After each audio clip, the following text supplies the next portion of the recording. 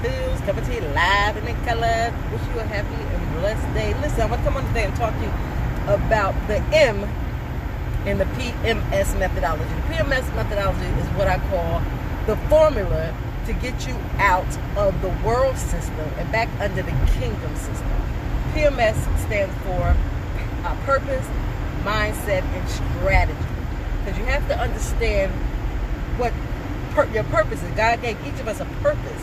And that purpose is somehow to serve humanity, serve your brothers and sisters. It's some skill that you have that you're better at doing than the average person, because God has given you the ability to have this skill, because that is why He put you here. That is your purpose. You are to find that purpose and use that purpose in a way so that you are living your life according to God's will. So once you find your purpose, then you have to have the right mindset. And that's the hardest part, because the world system has put us under such a deep and confused mindset that it's hard for a lot of people to break out of that mindset. That's how come the Bible tells us that, you know, my people perish because of lack of knowledge.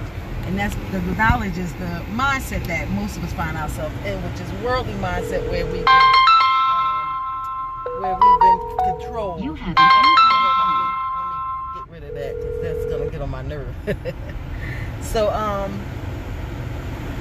the S stands for strategy. See, once you learn your purpose and once you develop the right mindset, you have to have a strategy that's going to get you into profit mode, where you start making a profit and then learning how to grow your money, have your money work for you.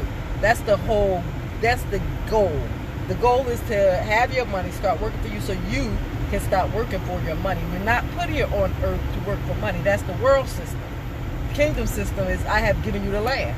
You already possess what you need to possess in order to be a success in the world. Like the world system is totally different from the kingdom system. Our goal is to get out from under the world system, stop being a slave to the world, and start having freedom under the kingdom system. So today I'm going to talk about mindset. And the world kind of got it confused. The world tries to do everything to take God out of the equation. So they call the subconscious mind, which is the part of your mind that you have to learn how to control. Well, not control, but you have to program. That's the part of mind to be programmed, but that's actually your spirit. See, God left a part of Himself in each and every one of us. He resides right inside of us. That's why He say your body is a temple. It's a temple because God resides inside your body. He created us so that, because God is spirit, He created us so that we could so that He could live through us. That's why He gave us purposes, things that we're supposed to do, that so He can live through us, through our spirit. And that spirit is what's inside of each and every one of us, what we call the subconscious mind. Actually, your spirit, and what your spirit does, it can do your spirit. There's no boundary for your spirit. All that's required of you is that you have faith and you believe. That's it. Jesus even told us that if you have faith, then you can do all things. And that's all that's required for you to have faith. But the problem is the mindset. We don't have faith, because the world has convinced us that we are nothing, that it's hard for us to do things. We can't excel. We have to go to school in order to be a success in life. That's the world's training. But that's just another lie. That's not the truth. You know, the devil is a deceiver. And so that's a lie that he tells people, and he convinces people that they can't do, be, and have what they want. But that's not true. You are already born with everything that you need to be a success in life. We are all connected by the same spirit. That's how come, have you ever had an idea to do something and you didn't do it, and then you seen somebody else do that exact same idea, like exact? That's because we are all connected. We're all one. We all have one mind that's connected to spirit, that's connected to God. You have to learn how to tap into that spirit.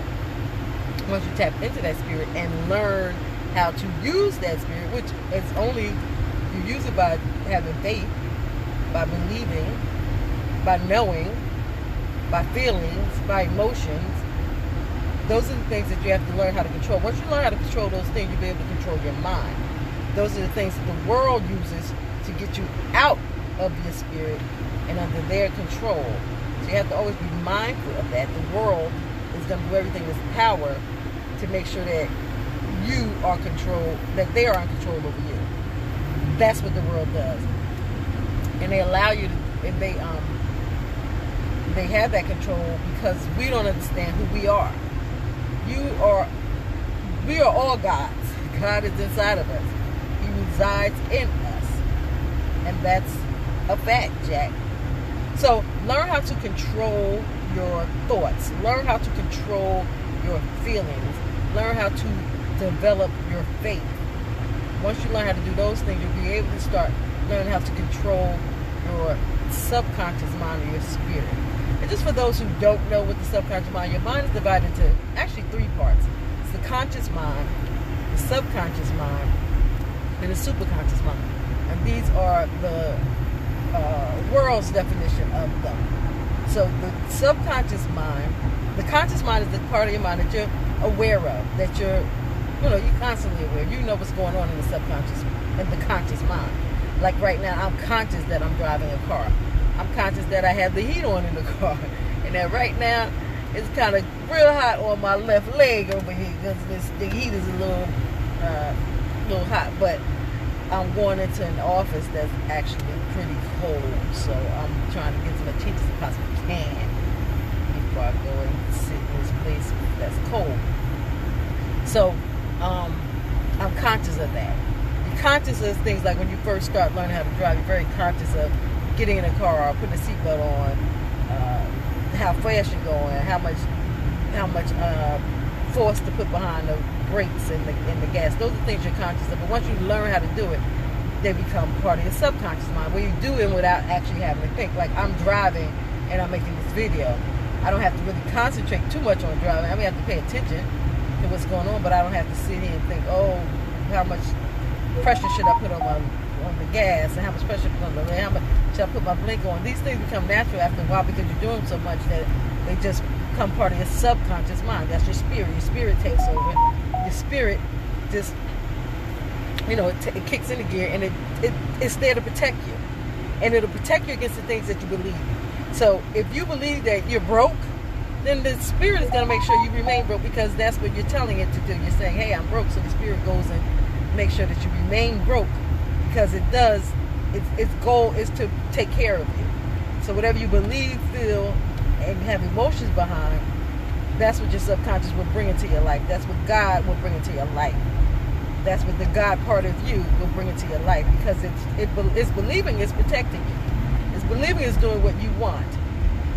That's why you can't even joke about certain things. I remember I used to joke. I don't know about if I said, but I used to always joke.